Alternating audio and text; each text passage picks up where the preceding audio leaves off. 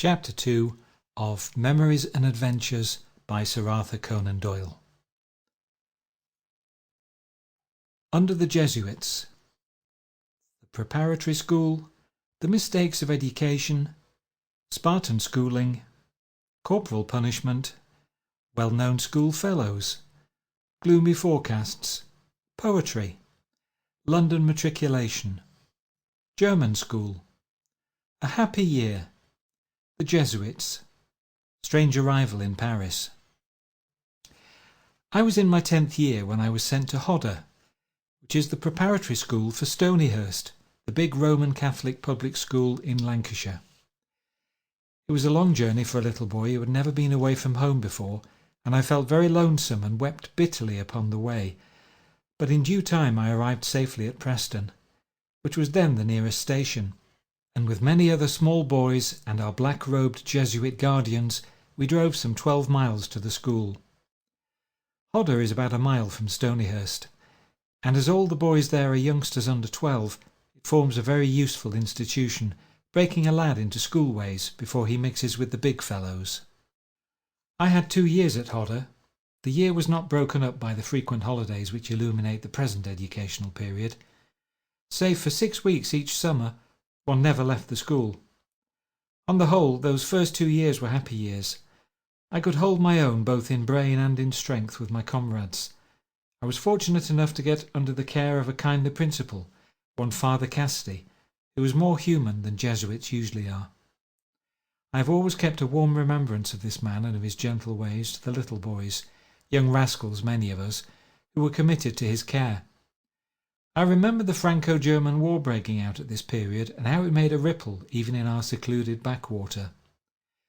From Hodder I passed on to Stonyhurst, that grand medieval dwelling-house, which was left some 150 years ago to the Jesuits, who brought over their whole teaching staff from some college in Holland in order to carry it on as a public school. The general curriculum, like the building, was medieval but sound. I understand it has been modernised since. There were 7 classes: elements, figures, rudiments, grammar, syntax, poetry and rhetoric, and you were allotted a year for each, or 7 in all. A course with which I faithfully complied, 2 having already been completed at Hodder. It was the usual public school routine of Euclid, algebra and the classics taught in the usual way, which is calculated to leave a lasting abhorrence of these subjects. To give boys a little slab of Virgil or Homer with no general idea as to what it is all about, or what the classical age was like, is surely an absurd way of treating the subject. I am sure that an intelligent boy could learn more by reading a good translation of Homer for a week than by a year's study of the original, as it is usually carried out. It was no worse at Stonyhurst than at any other school, and it can only be excused on the plea that any exercise, however stupid in itself, forms a sort of mental dumbbell by which one can improve one's mind. It is, I think, a thoroughly false theory. I can say with truth that my Latin and Greek, which cost me so many weary hours, have been little use to me in life, and that my mathematics have been no use at all. On the other hand, some things which I picked up almost by accident, the art of reading aloud, learned when my mother was knitting, or the reading of French books, learned by spelling out the captions of the Jules Verne illustrations, have been of the greatest possible service. My classical education left me with a horror of the classics, and I was astonished to find how fascinating they were when I read them in a reasonable manner in later years. Year by year, then, I see myself climbing those 7 weary steps, and passing through as many stages of my boyhood. I do not know if the Jesuit system of education is good or not. I would need to have tried another system as well before I could answer that. On the whole, it was justified by results, for I think it turned out as decent a set of young fellows as any other school would do. In spite of a large infusion of foreigners and some disaffected Irish, we were a patriotic crowd, and our little pulse beat time with the heart of the nation. I am told that the average of VCs and DSOs now held by old Stonyhurst boys is very high as compared with other schools. The Jesuit teachers have no trust in human nature, and perhaps they are justified. We were never allowed for an instant to be alone with each other, and I think that the immorality which is rife in public schools was at a minimum in consequence. In our games and our walks the priests always took part, and a master perambulated the dormitories at night. Such a system may weaken self-respect and self-help, but it at least minimises temptation and scandal. The life was Spartan, and yet we had all that was needed. Dry bread and hot, well-watered milk were our frugal breakfast. There was a joint, and twice a week a pudding for dinner. Then there was an odd snack called bread and beer in the afternoon, a bit of dry bread and the most extraordinary drink, which was brown but had no other characteristic of beer. Finally there was hot milk again, bread, butter, and often potatoes for supper. We were all very healthy on this regime, on Fridays. Everything in every way was plain to the verge of austerity, save that we dwelt in a beautiful building, dined in a marble-floored hall with minstrel's gallery, prayed in a lovely church, and generally lived in very choice surroundings, so far as vision and not comfort was concerned. Corporal punishment was severe, and I can speak with feeling, as I think few, if any, boys of my time endured more of it. It was of a peculiar nature, imported also, I fancy, from Holland. The instrument was a piece of India rubber of the size and shape of a thick boot sole.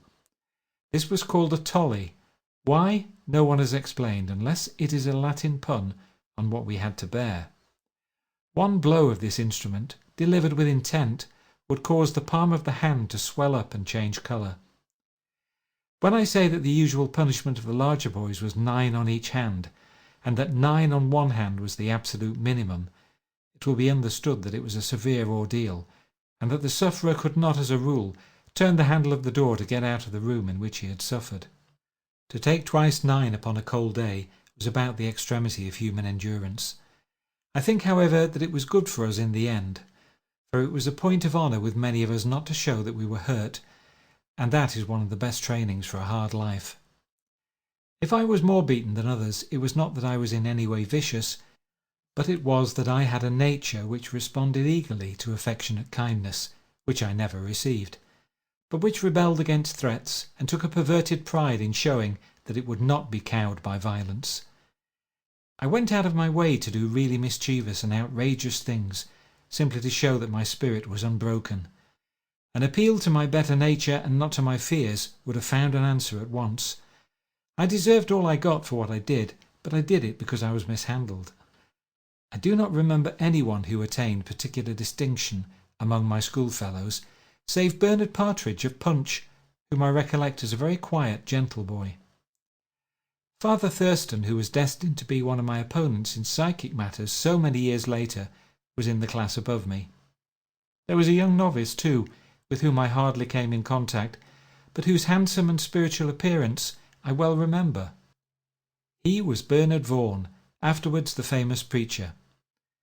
Save for one schoolfellow, James Ryan, a remarkable boy who grew into a remarkable man, I carried away no lasting friendship from Stonyhurst. It was only in the latest stage of my Stonyhurst development that I realised that I had some literary streak in me, which was not common to all. It came to me as quite a surprise, and even more perhaps to my masters, who had taken a rather hopeless view of my future prospects. One master, when I told him that I thought of being a civil engineer, remarked, "Well, Doyle, you may be an engineer, but I don't think you will ever be a civil one." Another assured me that I would never do any good in the world, and perhaps from his point of view his prophecy has been justified. The particular incident, however, which brought my latent powers to the surface, depended upon the fact that in the second highest class, which I reached in 1874, it was incumbent to write poetry, so called, on any theme given. This was done as a dreary, unnatural task by most boys. Very comical their wooings of the muses used to be. For one saturated, as I really was, with affection for verse, it was a labour of love, and I produced verses which were poor enough in themselves, but seemed miracles to those who had no urge in that direction. The particular theme was the crossing of the Red Sea by the Israelites, and my effort from "like pallid daisies in a grassy wood" So round the sward the tents of Israel stood. Through there was no time for thought and none for fear, for Egypt's horse already pressed their rear. Down to the climax, one horrid cry, the tragedy was o'er, and Pharaoh with his army seen no more. Was workmanlike, though wooden and conventional. Anyhow, it marked what Mr. Stead used to call a signpost, and I realised myself a little. In the last year I edited the college magazine and wrote a good deal of indifferent verse. I also went up for a matriculation examination of London University, a good all-round test which winds up the Stonyhurst curriculum, and I surprised everyone by taking honours. So after all I emerged from Stonyhurst at the age of 16 with more credit than seemed probable from my rather questionable record. Earlier in my career there, an offer had been made to my mother that my school fees would be remitted if I were dedicated to the church. She refused this, so both the church and I had an escape. When I think, however, of her small income and great struggle to keep up appearances and make both ends meet, it was a fine example of her independence of character, for it meant paying out some £50 a year, which might have been avoided by a word of assent. I had yet another year with the Jesuits, for it was determined that I was still too young to begin any professional studies, and that I should go to Germany and learn German. I was dispatched, therefore, to Feldkirch, which is a Jesuit school in the Vorarlberg province of Austria, to which many better-class German boys are sent. Here the conditions were much more humane, and I met with far more human kindness than at Stonyhurst, with the immediate result that I ceased to be a resentful young rebel and became a pillar of law and order. I began badly, however, for on the first night of my arrival I was kept awake by a boy snoring loudly in the dormitory. I stood it as long as I could, but at last I was driven to action. Curious wooden compasses called bet shear or bed scissors were stuck into each side of the narrow beds. One of these I plucked out, walked down the dormitory, and having spotted the offender, proceeded to poke him with my stick. He awoke and was considerably amazed to see in the dim light a large youth whom he had never seen before. I arrived after hours, assaulting him with a club. I was still engaged in stirring him up when I felt a touch on my shoulder and was confronted by the master, who ordered me back to bed. Next morning I got a lecture on free and easy English ways, and taking the law into my own hands, but this start was really my worst lapse, and I did well in the future. It was a happy year on the whole. I made less progress with German than I should, for there were about 20 English and Irish boys who naturally balked the wishes of their parents by herding together. There was no cricket, but there were tobogganing and fair football and a weird game, football on stilts. Then there were the lovely mountains round us, with an occasional walk among them. The food was better than at Stonyhurst, and we had the pleasant German light beer instead of the horrible swipes of Stonyhurst. One unlooked-for accomplishment I acquired, for the boy who played the big brass bass instrument in the fine school band had not returned, and as a well-grown lad was needed, I was at once enlisted in the service. I played in public, good music too, Lohengrin and Tannhauser, within a week or two of my first lesson, but they pressed me on for the occasion, and the bombardon, as it was called, only comes in on a measured rhythm with an occasional run, which sounds like a hippopotamus doing a step dance.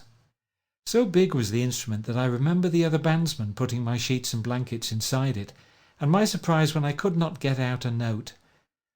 It was in the summer of 1876 that I left Feldkirch, and I have always had a pleasant memory of the Austrian Jesuits and of the old schools. Indeed, I have a kindly feeling towards all Jesuits, far as I have strayed from their paths. I see now both their limitations and their virtues. They have been slandered in some things, for during 8 years of constant contact I cannot remember that they were less truthful than their fellows, or more casuistical than their neighbours. They were keen, clean-minded, earnest men, so far as I knew them, with a few black sheep among them, but not many, for the process of selection was careful and long. In all ways, save in their theology, they were admirable, though this same theology made them hard and inhuman upon the surface, which is indeed the general effect of Catholicism in its more extreme forms. The convert is lost to the family. Their hard, narrow outlook gives the Jesuits driving power, as is noticeable in the Puritans, and all hard, narrow creeds. They are devoted and fearless, and have again and again, both in Canada, in South America, and in China, been the vanguard of civilization to their own grievous hurt. They are the old guard of the Roman Church. But the tragedy is that they, who would gladly give their lives for the old faith, have in effect helped to ruin it, for it is they, according to Father Tyrrell and the modernists, who have been at the back of all those extreme doctrines of papal infallibility and immaculate conception, with a general all-round tightening of dogma, which have made it so difficult for the man with scientific desire for truth, or with intellectual self-respect, to keep within the Church. For some years Sir Charles Mivart, the last of Catholic scientists, tried to do the impossible, and then he also had to leave go his hold, so that there is not, so far as I know, one single man of outstanding fame, in science or in general thought, who is a practising Catholic. This is the work of the extremists, and is deplored by many of the moderates, and fiercely condemned by the modernists.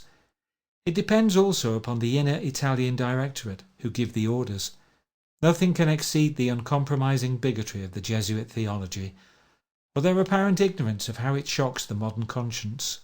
I remember that when as a grown lad I heard Father Murphy, a great fierce Irish priest, declare that there was sure damnation for everyone outside the church, I looked upon him with horror, and to that moment I traced the first rift which has grown into such a chasm between me and those who were my guides.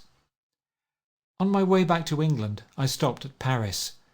Through all my life up to this point there had been an unseen granduncle named Michael Conan, to whom I must now devote a paragraph. He came into the family from the fact that my father's father, H.B., had married a Miss Conan. Michael Conan, her brother, had been editor of the Art Journal, and was a man of distinction, an intellectual Irishman of the type which originally founded the Sinn Féin movement. He was as keen on heraldry and genealogy as my mother, and he traced his descent in some circuitous way from the Dukes of Brittany, who were all Conans. Indeed, Arthur Conan was the ill-fated young duke whose eyes were put out, according to Shakespeare, by King John. This uncle was my godfather, and hence my name, Arthur Conan.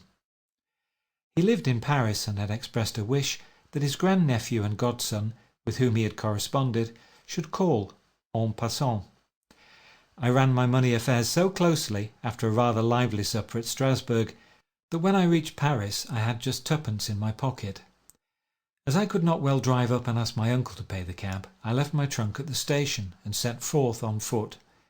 I reached the river, walked along it, came to the foot of the Champs-Élysées, saw the Arc de Triomphe in the distance, and then, knowing that the Avenue Wagram, where my uncle lived, was near there, I tramped it on a hot August day and finally found him. I remember that I was exhausted with the heat and the walking, and that when at the last gasp I saw a man buy a drink of what seemed to be porter by handing a penny to a man who had a long tin on his back, I therefore halted the man and spent one of my pennies on a duplicate drink. It proved to be licorice and water, but it revived me when I badly needed it, and it could not be said that I arrived penniless at my uncle's, for I actually had a penny. So for some penurious weeks I was in Paris with this dear old volcanic Irishman, who spent the summer day in his shirt sleeves, with a little dicky-bird of a wife waiting upon him. I am built rather on his lines of body and mind than on any of the Doyles. We made a true friendship, and then I returned to my home, conscious that real life was about to begin.